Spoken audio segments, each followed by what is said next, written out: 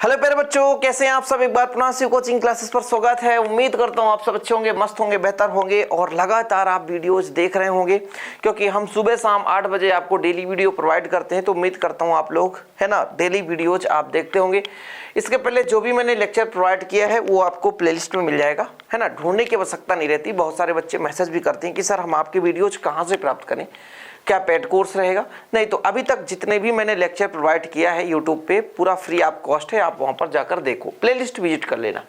Physics में chapter 3 चल रहा है 12th क्लास का, और आज का हमारा जो टॉपिक है विद्युत शक्ति के बारे में है। इसके बारे में कंप्लीट डिटेल चर्चा करेंगे और यहाँ से किस प्रकार से ऑब्जेक्टिव क्वेश्चन पूछा जा सकता है उसके बारे में चर्चा करेंगे।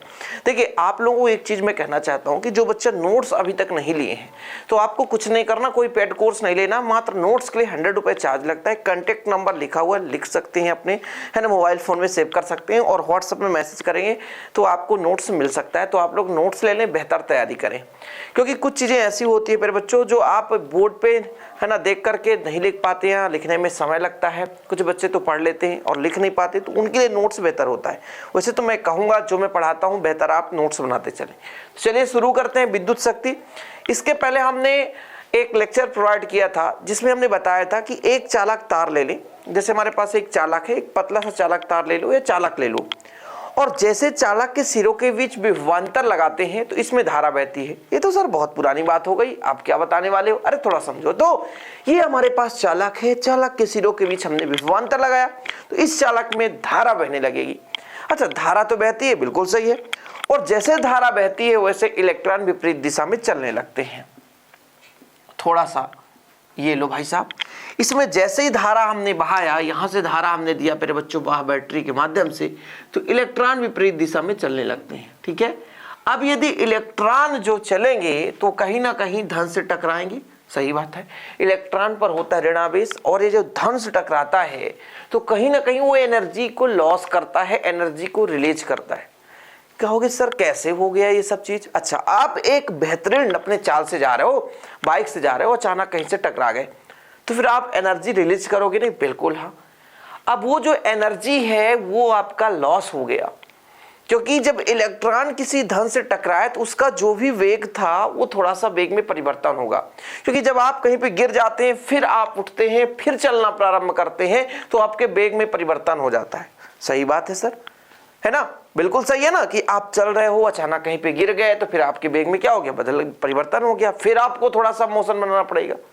मतलब इलेक्ट्रॉन जब चलती है किसी धन से टकराती है तो वो स्थिर हो जाती है, फिर से अपना वेग पकड़ती है, फिर से त्वरित गति करती है। और ये जब हम इलेक्ट्रॉन एक सिरे से दूसरे तक जा रही है तो आवेश एक सिरे से दूसरे तक जा रहा है, तो उसको जाने में कुछ ना कुछ कार्य करना पड़ा। भाई गया कुछ देर तक, फिर टकराया, फिर गिरा, फिर उठा, फिर चला, ऐसे चलता जाता है, तो कहीं ना कहीं कुछ कार्य करना पड़ता है। वही जो कार्य है आपका हीट के रूप में, जैसे आप देखते हैं कि किसी वायर पर धारा प्रवाहित करते हैं तो वो वायर गर्म हो जाता है। गर्म होने का कारण यही होता है प्यारे बच्चों, वो जो वर्क है वही हीट के रूप में हमको, है ना, अनुभव किया जा सकता है, उसे अनुभव कर सकते हैं, हमको दिखाई देता है। अब इसी के आधार पर बताया गया कि समय के साथ कितना उसमें ऊर्जा की शक्ति का क्षय हो रहा है। जैसे हमने कहा एक चालक तार है, चालक तार में धारा बहती है तो इलेक्ट्रॉन धन से टकराते हैं, रुकते हैं, इनके बीच जो वर्क होता है वही जो एनर्जी रिलीज होती है वही हीट होता है, और वही हीट जो है प्यारे बच्चों क्षय है। क्योंकि हम किसी वायर में से करंट को ले जा रहे हैं, धारा प्रवाहित कर रहे हैं विद्युत बल्ब जलाने के लिए, और उसकी जो कुछ ऊर्जा की जो वैल्यू है, जो मान है, वो हीट के रूप में, ऊष्मा के रूप में क्षय हो रहा है, तो एक प्रकार से क्षय है। समझ में आया कुछ? हमने क्या कहा, भाई एक वायर के माध्यम से करंट फ्लो कर रहे हैं बल्ब को जलाने के लिए, बल्ब को जलाना चाहते हैं एक हम करंट के माध्यम से, लेकिन जब हम ले जा रहे हैं तो वायर को गर्म कर दे तो कुछ ना कुछ एनर्जी तो लॉस कर रहा है। मतलब समय के साथ कुछ ना कुछ एनर्जी लॉस हो रहा है, और उसी को कहते हैं प्यारे बच्चों क्या, विद्युत शक्ति। क्या बोलते हैं? विद्युत शक्ति। देखिए किसी विद्युत परिपथ में ऊर्जा क्षय होने की दर विद्युत शक्ति कहलाती है, जिसे पीछे दर्शाते हैं। यानी समय के साथ कोई भी परिपथ है, कोई चालक तार है जिसमें से धारा बह रही है, तो समय के साथ कितना उसमें एनर्जी लॉस हो रहा है ना, एनी टाइम के, है ना, एक्सपेंड में कितना एनर्जी उसने रिलीज कर दिया, जो वास्तव में हमें करना चाहिए उसके यूज में वो नहीं आया। हमने कहा धारा बहाया हमने बल्ब जलाने के लिए, लेकिन वही एनर्जी लॉस हो गया तार को गर्म करने के लिए, तो फिर वो लॉस कहलाया ना। तो समय के साथ किसी परिपथ में जो ऊर्जा क्षय होती है, और हमने बताया भाई साहब कि आप आवेश को एक बिंदु से दूसरे बिंदु तक जाने में जो कार्य करना पड़ता है वही तो एक ऊर्जा है, कार्य ही ऊर्जा है। तो यदि हम कह दें कि जो इलेक्ट्रॉन या चार्ज को एक बिंदु से दूसरे बिंदु तक ले जाने में W कार्य करना पड़े, यानी उसकी जो एनर्जी लॉस हो रही है वो W है भाई। वर्क ही यहाँ पे एनर्जी है, जो भाई एनर्जी लॉस हुआ है ना वही आपका क्या है ऊर्जा है ना। जो शक्ति होने वाली ऊर्जा होगी प्यारे बच्चों वो किए गए कार्य के बराबर होगी। ठीक है, तो यदि मैं लिख दूं कि किसी परिपथ में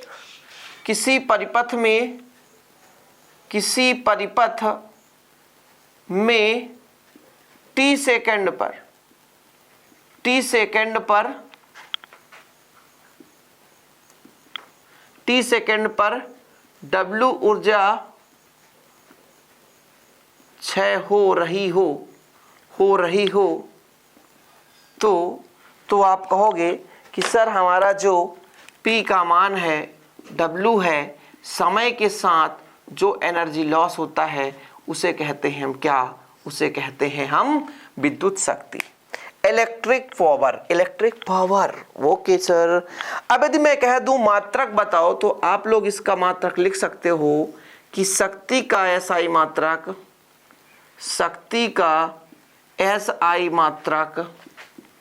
वाट होता है। क्या होता है? वाट होता है। लिख लो भाई साहब, शक्ति का SI मात्रक वाट होता है। अब देखो जरा, यदि W बराबर 1 जूल व T बराबर 1 सेकंड, यानी किसी परिपथ में प्रति सेकंड 1 जूल की ऊर्जा जो है लॉस हो रही हो या ऊर्जा क्षय हो रही हो, तो जो हमारा प्यारे बच्चों जो पावर है 1 जूल बटे 1 सेकंड, टाइम जो है 1 सेकंड, प्रति सेकंड 1 जूल का ऊर्जा क्षय हो रहा हो, तो ये जो शक्ति है वो 1 वाट के बराबर होगा। क्या होगा? 1 वाट के बराबर होगा। अर्थात यहां पर आप लिख सकते हो कि यदि परिपथ में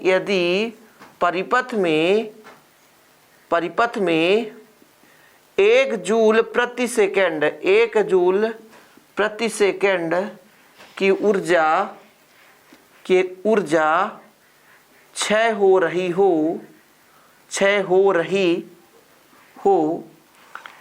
है ना। यदि परिपथ में 1 जूल प्रति सेकंड की ऊर्जा क्षय हो रही हो, प्रति सेकंड, यदि परिपथ में 1 जूल प्रति सेकंड ऊर्जा क्षय हो रही हो, तो जो आपका शक्ति होता है तो शक्ति 1 वाट होगा। देखो यार मच्छी कितना परेशान कर रखा है। चलो कोई बात नहीं। बरसात का जो दिन होता है इसमें मक्खियां जो होती हैं बहुत ज़्यादा मात्रा में घर में रहती हैं, और आज की डेट में हावी हैं ये साले। घर में क्या होता है, मक्खन है, आपके दूध है, दही है, इन सब चीज़ों के कारण मक्खियां ज़्यादा होती हैं। और यदि कहीं आप मक्खन खा लिए तो फिर तो आपका पीछा नहीं छोड़ेंगे। चलो ठीक है, यदि परिपथ में 1 जूल प्रति सेकंड ऊर्जा क्षय हो रही हो, कितना जूल प्यारे बच्चों? 1 जूल प्रति सेकंड ऊर्जा क्षय हो रही हो, तो फिर जो शक्ति है वो 1 वाट होगा। यहां तक आप क्लियर कर लिए प्यारे बच्चों, स्क्रीनशॉट भी लेते चलना। देखो आज पूरा बेसिक हम करा रहे हैं, और बेसिक करा रहे हैं तो आपको लिखना जरूरी है भाई साहब। थोड़ा सा हम जल ग्रहण कर लेते हैं, गर्मी का मौसम है, गर्मी बहुत है ना। तो इसको आप स्क्रीनशॉट ले लो कि परिपथ में 1 जूल प्रति सेकंड ऊर्जा क्षय हो रहा हो, 1 जूल 1 सेकंड में, तो फिर वाट कितना होगा? 1 होगा, है ना, 1 वाट होगा। चले, कोई दिक्कत? चलो अब कुछ यहां पे यदि ऑब्जेक्टिव आ जाए कि 1 किलोवाट बराबर कितना होता है? 10 घाते 3 वाट। ठीक है, यदि 1 मेगावाट तो प्यारे बच्चों आता 10⁻6 वाट। यदि 1 अश्व शक्ति तो 746 वाट। ये लो, यहां से 3 ऑब्जेक्टिव बनते हैं और जो चौथा ऑब्जेक्टिव बनता है प्यारे बच्चों यहां से बनता है। ठीक है, कोई दिक्कत? और एक ऑब्जेक्टिव परिभाषा से बनता है कि किसी परिपथ में ऊर्जा क्षय होने की दर को कहते हैं तो क्या बोलते हैं? शक्ति कहते हैं। अब बच्चे बोलते हैं सर ऑब्जेक्टिव कहां से आता है? जो लेक्चर पूरा नहीं देखता है उसे ऑब्जेक्टिव की प्रॉब्लम होती है, हमेशा ऑब्जेक्टिव की प्रॉब्लम होती है। जो लेक्चर पूरा नहीं देखता है, जो पूरा लेक्चर नहीं देखता उसे न्यूमेरिकल की प्रॉब्लम होती है, क्योंकि यहीं से भी फार्मूला बन गया। क्वेश्चन दे देता भाई साहब कि एक परिपथ में, विद्युत परिपथ में जो आपका एनर्जी जो है 5 सेकंड में है ना कितना 400 जूल लॉस हो रहा है, तो फिर आपको प्यारे बच्चों शक्ति निकालना था तो आप फार्मूला में वैल्यू पुट कर देते। तो इसलिए मैं हमेशा कहता हूं कि लेक्चर हमेशा पूरा देखा करो, पूरा नोट्स बनाओ, जितना भी लिखाता हूं बेहतर लिखते चलो। आपको कहीं ढूंढने की जरूरत नहीं पड़ेगी, कहीं भटकने की जरूरत नहीं पड़ेगी और आप बेहतर तैयारी कर पाएंगे। तो 1 किलोवाट जो होता है 10⁻3 वाट के बराबर होता है। 1 मेगावाट 10⁻6 वाट के बराबर होता है। ठीक है ना, सही है कि नहीं? चलो भाई साहब सही है। 1 अश्व शक्ति बराबर जो होता है 746 वाट के बराबर होता है। ठीक, यहां तक क्लियर? अब हम 1 वाट की परिभाषा दूसरी कुछ माध्यम से देंगे। 1 वाट की परिभाषा लिखेंगे, थोड़ा सा दूसरे माध्यम से देखिएगा, थोड़ा सा और फार्मूला निकालते हैं ना। जैसे हमारे पास पावर का जो मान है जिससे W/T है, इससे और हम निकाल सकते हैं।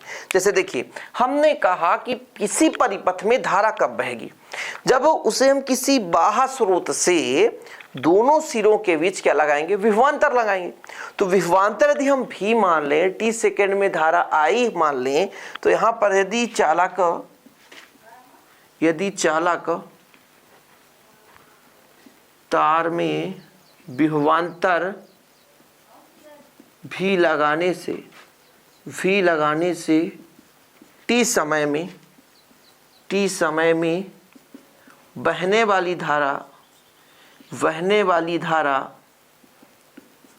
धारा I हो तो अब थोड़ा सा समझना जरूरी है, क्योंकि भाई साहब मैं यदि आपसे कह दूं, थोड़ा इधर क्लियर कर दूं ना, ठीक है? लिखे हो आप लोग।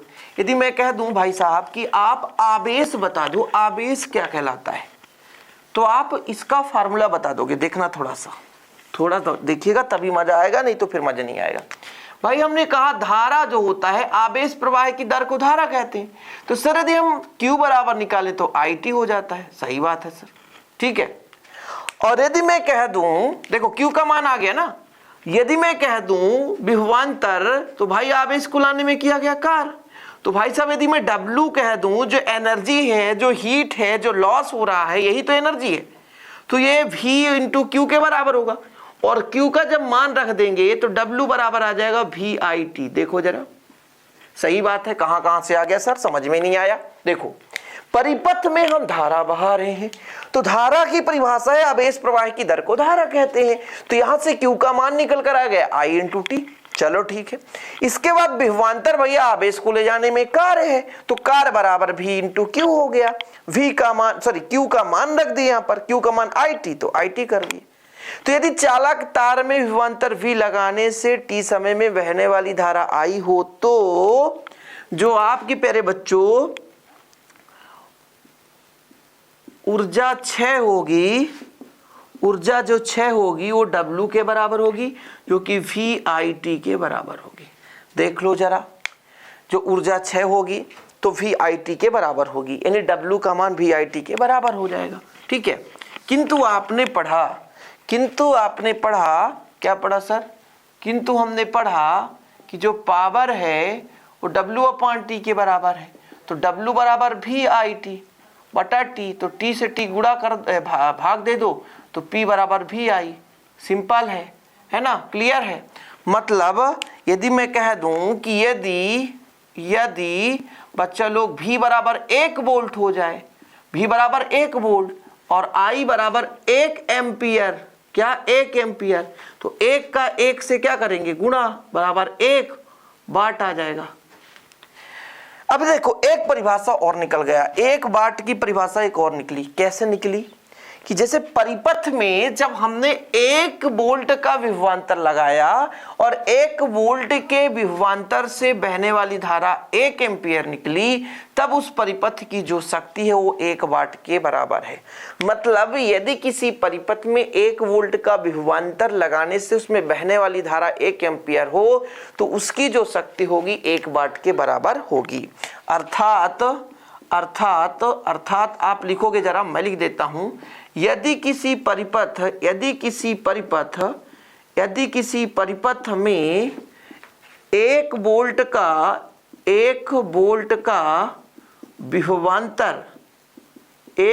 का विभवांतर लगाने से 1 एम्पीयर धारा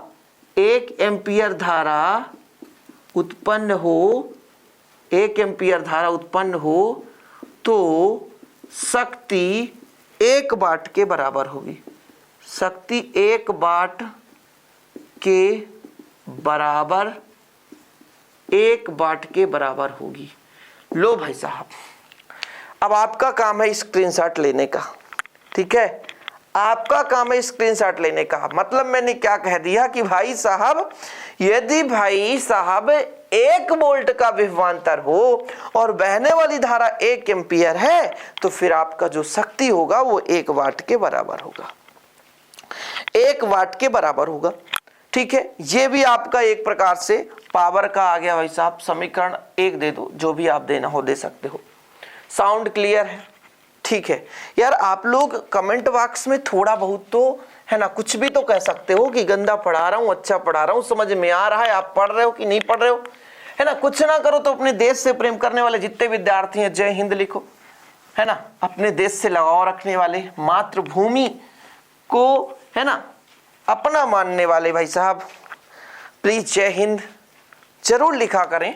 चलिए ध्यान दीजिएगा। आप थोड़ा सा यहाँ पर मैं यदि कहना चाहूं आपसे कि चूंकि ओम के नियम से V बराबर आई आर होता है, ये किसके नियम से है सर? ओम के नियम से है, ओम के नियम से है। ठीक है, तो P बराबर कितना हो जाएगा? P बराबर V की जगह आई आर कर दो और I, मतलब P बराबर आई स्क्वायर आर।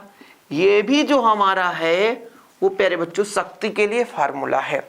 आगे चलकर जब हम न्यूमेरिकल क्वेश्चन करेंगे तो फिर इन फार्मूलों का प्रयोग होगा, फिर वहां पे आपको दिक्कत होगी, सर कहां से आ गया, हमको तो समझ में नहीं आया।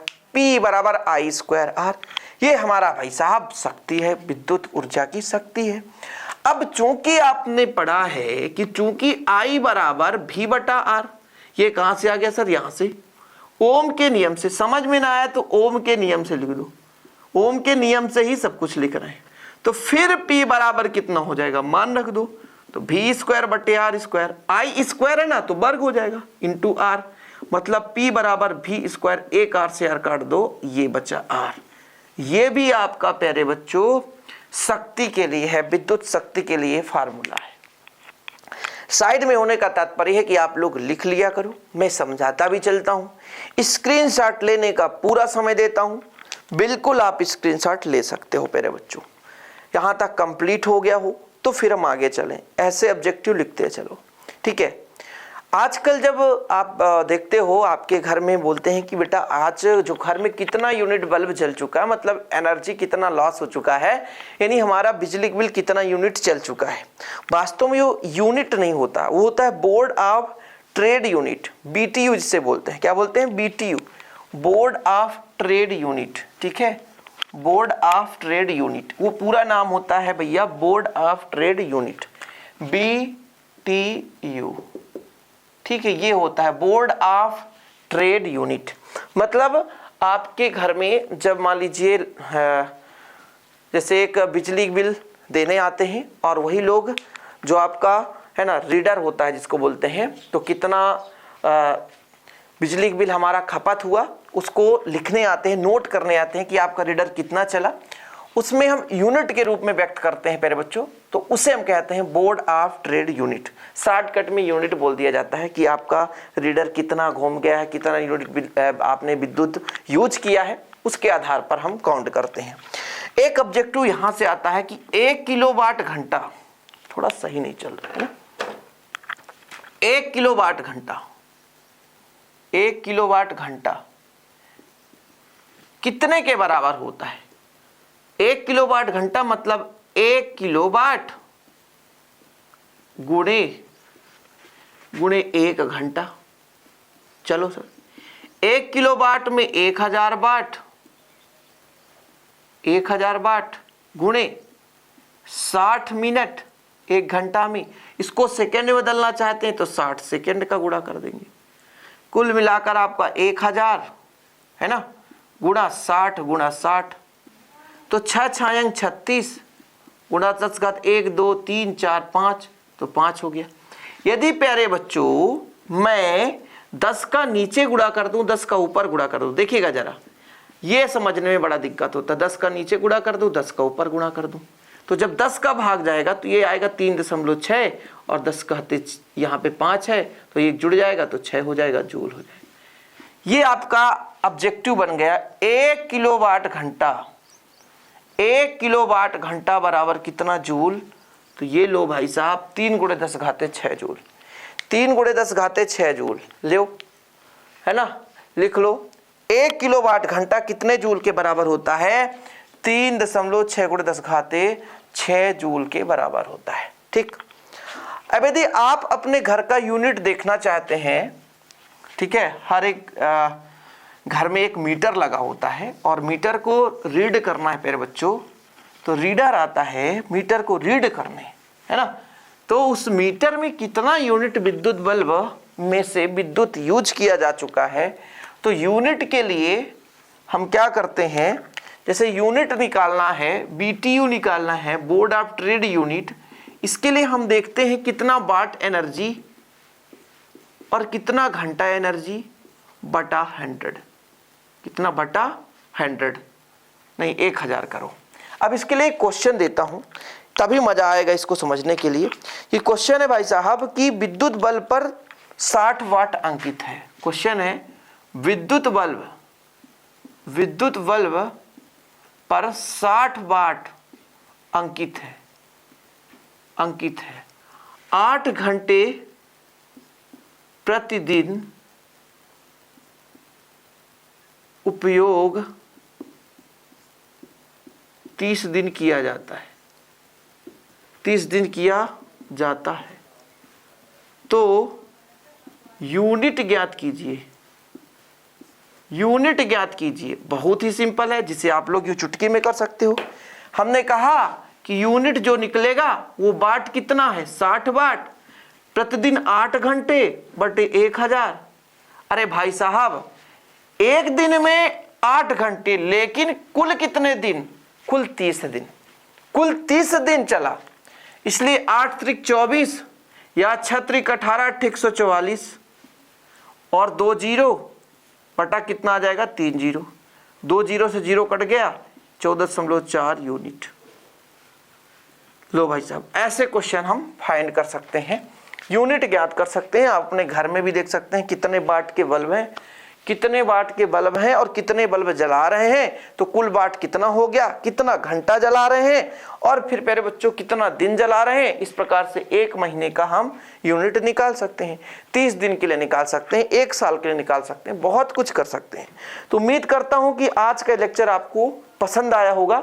आज विद्युत शक्ति से रिलेटेड बहुत कुछ आप लोगों ने सीखा होगा। वीडियो पसंद आए तो लाइक करना ना भूलिए, शेयर करें और ऐसे वीडियो पाने के लिए चैनल को सब्सक्राइब कर लें। जय हिंद, वंदे मातरम।